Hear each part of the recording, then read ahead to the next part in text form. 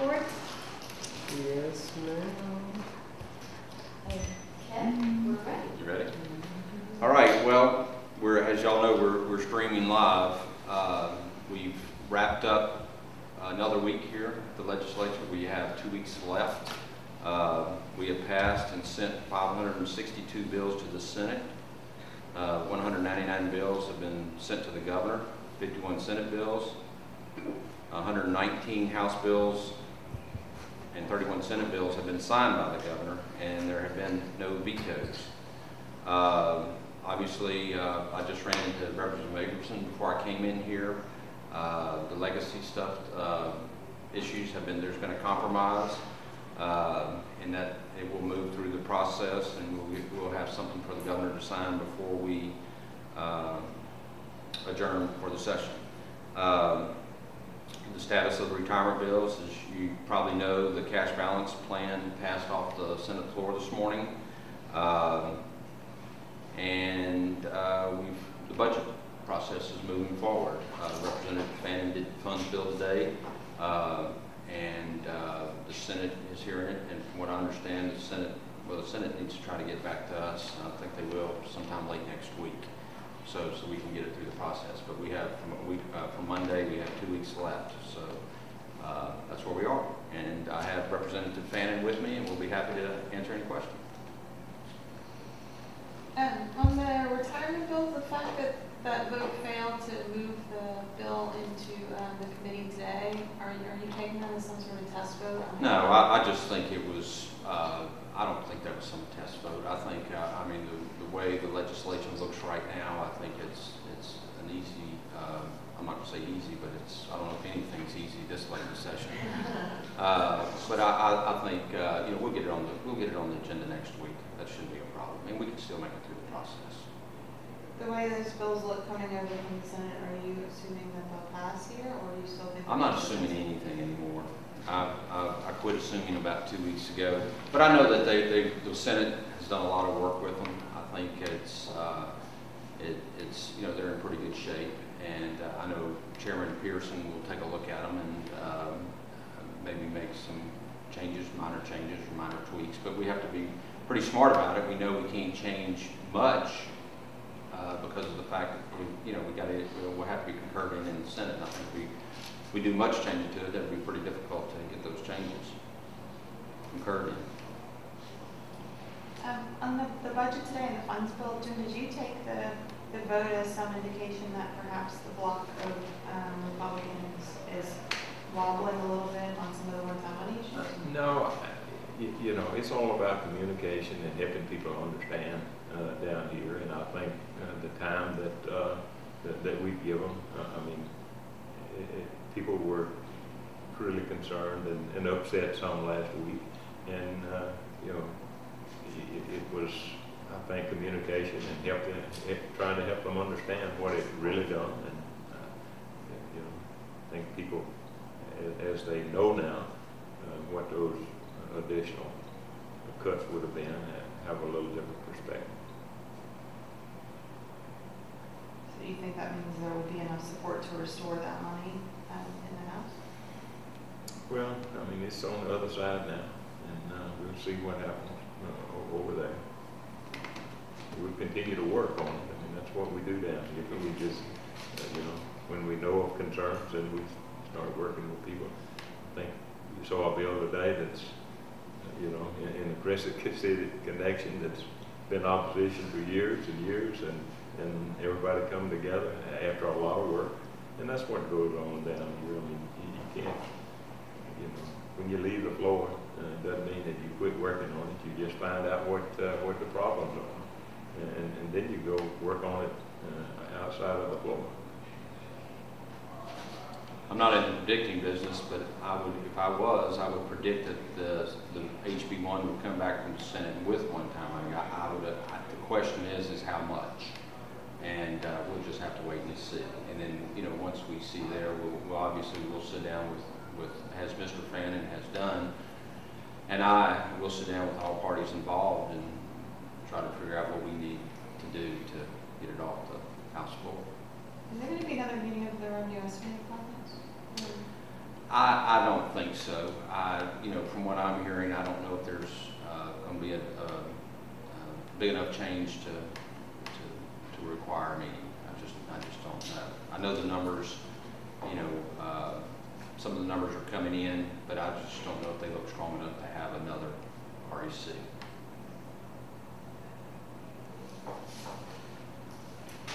Do you think, and at this point, you guys are looking at a simple majority on concurrence on the budget? Right. When it comes back from the Senate, if it has any one-time money in it, it will take, it comes back from the Senate, it'll take a simple majority. Now, if it goes over the 300 million that's in the rule, right, it will take a 2/3. But if it stays under the 300 million, which the rule says, we can do it up to 300 million. It'll just take a simple majority of 53 votes to concur. Do you think that there are others? And this is similar to the question. Well, and the chairman can respond also, but every day is a new day here. I mean, we'll see when we get to that point. But I think my goal, and I know the chairman's goal, is to get a budget out before we adjourn. But it's also to talk to the members that have been opposed to the one-time money and find out, where we are. But first of all, we have got to get a budget back to the Senate before we can start having those discussions, so we can see what they do. Do you feel like the people who are opposed to the one-time money, are they, I guess, what's your take on that? Do you feel like that they're misinformed, or that they're... Oh, no, not at all. They're not misinformed, and I thought you've heard some very good discussion today. But I don't think they're misinformed at all. I think they just have a philosophical position that they don't feel like there's any one-time money and that should be used in the budget. But they also seem to think that if the one-time money isn't there, that there can be cuts without damages to critical services, which y'all don't necessarily agree with. Yeah, and I'll let Chairman Pannon answer that question. I spend a lot of hours on the budget now. I started responding to that maybe because I'm slower than a lot of other folks, so it takes me longer than other folks. But I spend a lot of hours, and you all know my position in the past. I've been at that mic taking out one-time money. But I also know that it will affect, simply because we had 1.6 last year. We had 251 mid-year. We had almost 900 million in the executive budget reduction. We came back and now we had a $304 million reduction. That's why that you've got to have that one-time money to have a softer landing. I mean, with that some of our programs basically crash. And I'm here to try to manage financially those programs, but I'm not here to let them totally crash. And that's, everybody says it'll keep working. Will government keep going on? It will. It's just how much government and what services that you have. Yes, government will keep going. But, when I go back in my district, it's important to have things like hospice and pharmacy for our seniors. And that's just a few. I could go on and on. You heard me mention them from the mic today. But those things are important back home in my district. And I don't know everybody's district, but I think they're pretty important to most everybody's district in this state. I think one advantage that Chairman Pannon and myself have is that he sits there and hears, whether it's higher ed, it's healthcare, whether it's medical providers, whether it's different groups, don't cut, don't cut, don't cut. And that's the way my office has been since the first part of January. Is it's been lined up with people coming through my office talking about, the medical providers, you can't cut us anymore. Higher ed has been very vocal. We cannot sustain any more cuts. McNeese State University back in St. Charles, the president has called me on numerous occasions and told me that, we have cut, y'all have cut us enough, and there's no room left. So I think, from our perspective, is that what we hear. And when you start hearing it every day from different sources, I think it helps you understand the really tough financial challenges some of these folks are facing. And that's why I think, I mean, I know Jim, I know myself, I don't support using one-time money.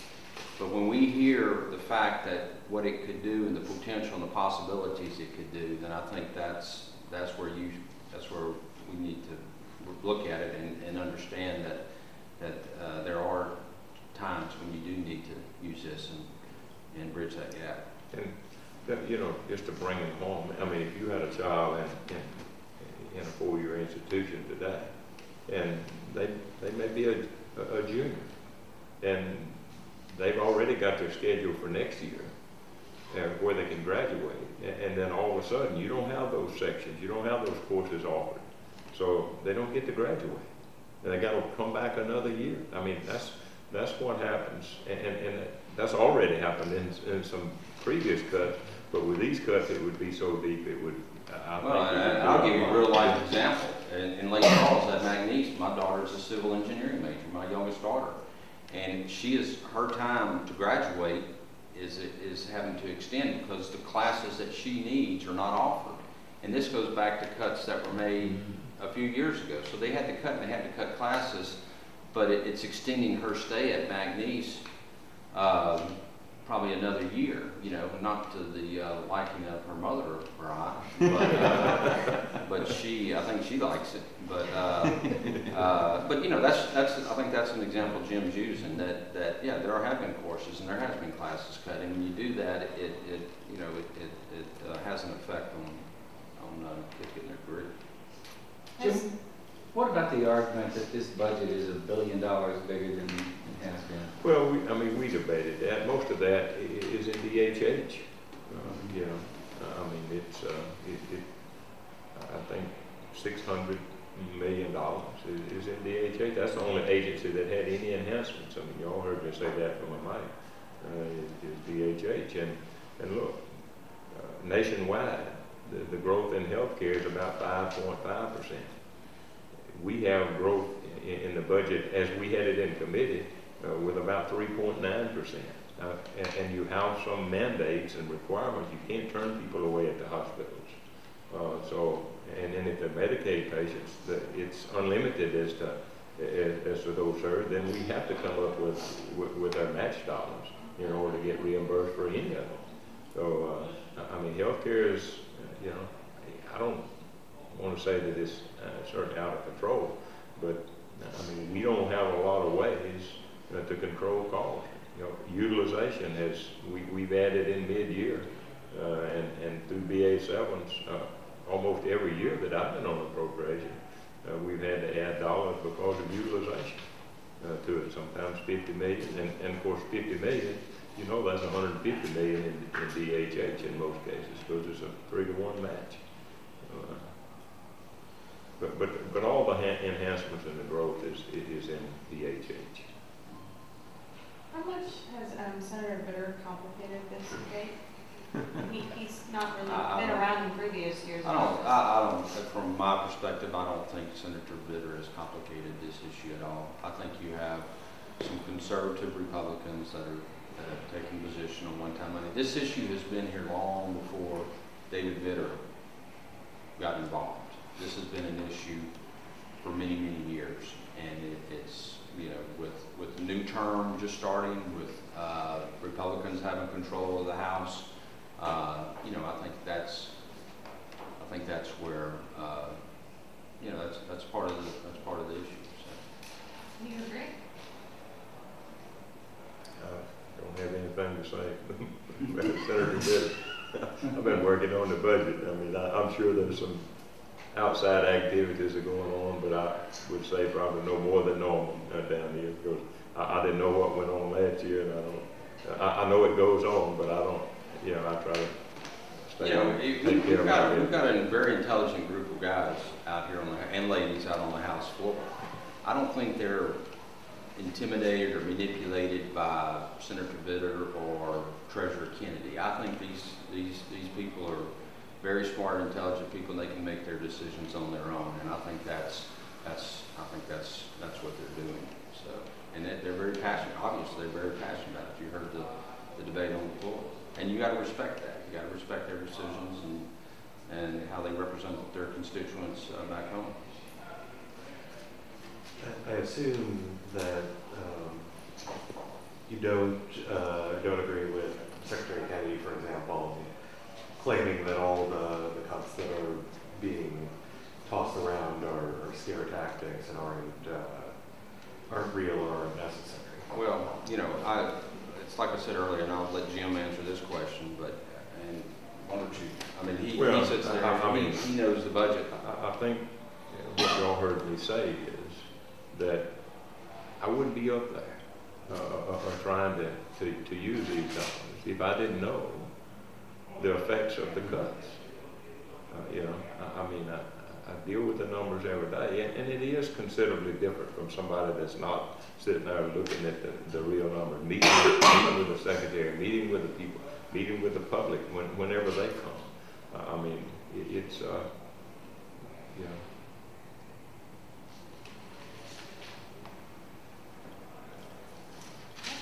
That it? Anything else? Thank y'all. Thank y'all. Have a good weekend. Thank you. All right. Thank you. All right. Good job. Have a good